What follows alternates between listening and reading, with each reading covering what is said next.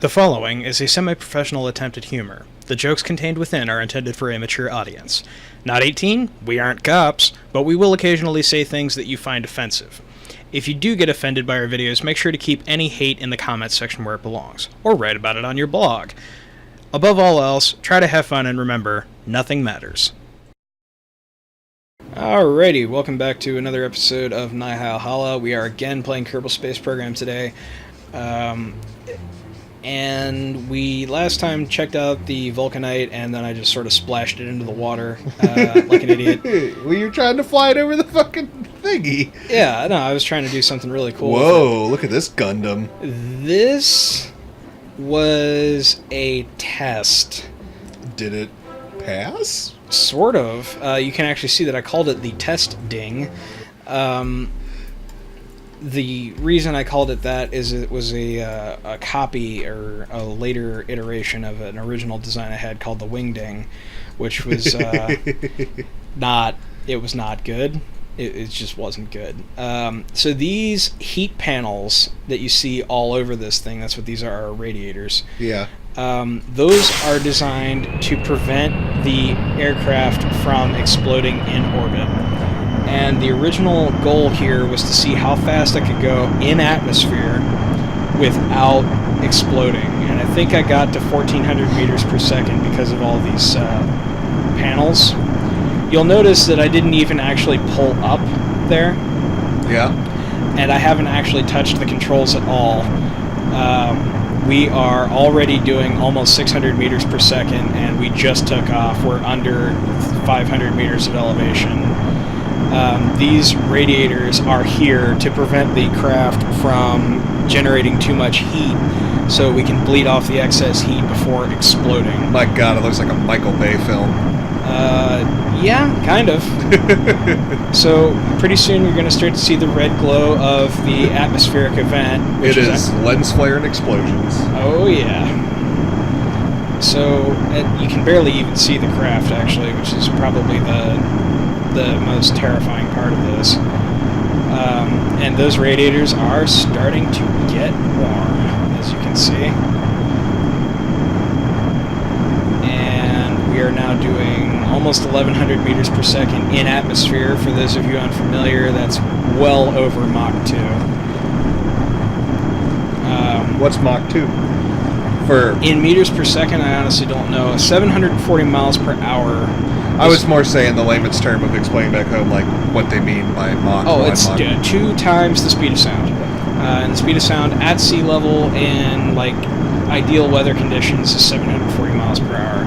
Now, the only problem I have with this aircraft, and it's the only problem I've ever run into with it, you'll notice we're very low on fuel. We're actually about to run out. And you haven't even gotten close to orbit. And we haven't even gotten close to, like, the ideal top speed. I think when I was top fueling this thing, when I had it top fueled, it took off about as quick as it did that time. And you'll notice the problem with flying that fast is that you tend to lose wings pretty quick.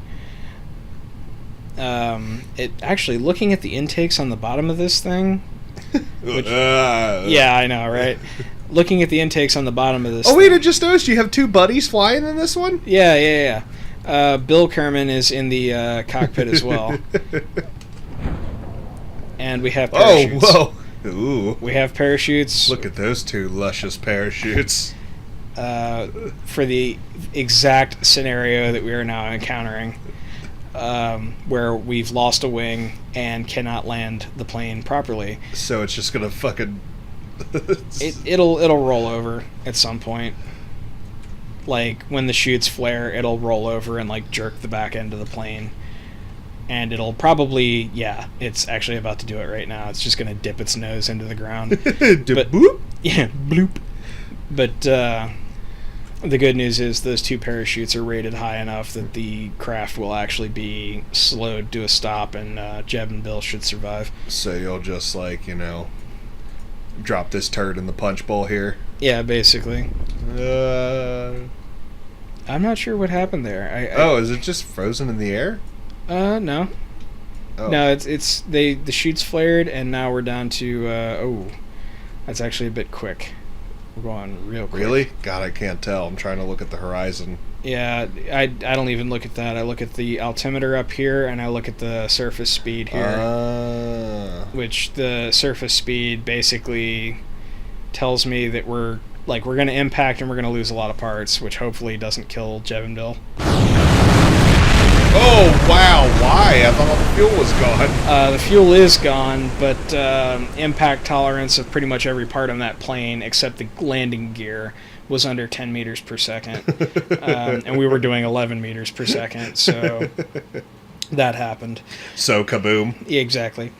So I'm going to add a little bit of fuel to this thing and see if that improves our flight time. No, yeah, make the bomb. Put more fuel in the bomb. So we're going to go ahead and... We're not going to top fuel it, but we're going to get more fuel in there and see if we can get closer to 1,400 meters per second before we explode. God, all these radiator panels, and like these two big ones are actually designed for outer space use. So like when you're drilling on another planet, you generate a colossal amount of heat, and you need one of these to bleed it all off. That just hangs on the fucking rocket and doesn't fly off? No. Oh. No, not at all. Its presence there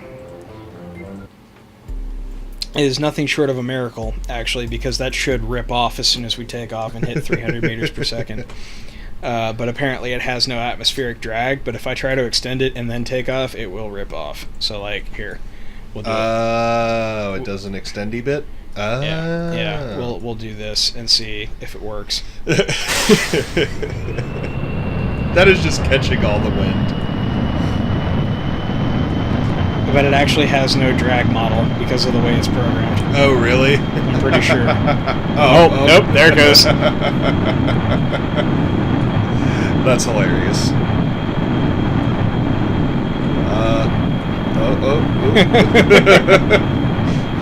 You thought I was gonna wreck. Yeah. I guess that's fair. So what's the campaign mode like in this game? Is it just, do you start out with only X amount of dollars? Is it kind of just like all those other Flash games of get blank to blank? Yeah, it really is. But just a little more in depth. Oh my God. What the fuck? I kind of want to see how this plays out. Oh! Are there any, like, ejector pods for your Kerbals? Or? There are, I just don't have any on this one. So let's go back to the spaceplane hangar and stop fucking around with this trap of shit, because clearly this isn't working. So the one that actually has made it to orbit, let's see, I've had, I think, 2 that have actually made it to orbit. One was the SR-71, which, yes, I called it that because it was a rip on SR-71. And then the other one that's made it to orbit, as far as I remember, is this one, which I called the God Rod. So, like, Oh, wait, no. This was the one I wanted to see how fast I could go in Atmo without thermal panels. Let's fly this real quick. So, what would you say is the average cost of this game? Like, you know, Steam's always wonky with sales and, like, you know, people pay It's for... about $30, and honestly, like, I've gotten way more than $30 worth of entertainment out of it. Yeah. So these are 6 of those engines, and I don't know if you can see our gear profile, but it's amazing that this thing isn't wobbling on the runway already. Just woo! Oh yeah, she's zippy. You're just flying straight there. Yeah, I noticed. At some point, the lifting body will actually take over, even though I'm flying into the horizon. I'm actually gaining altitude because the lifting body is taking over. Now, this is going so fast that we will actually start to explode. Like it just tears it apart? Oh, because you don't have any of those panels. Yeah, and not even that. Like, you'll actually see the cockpit heat up.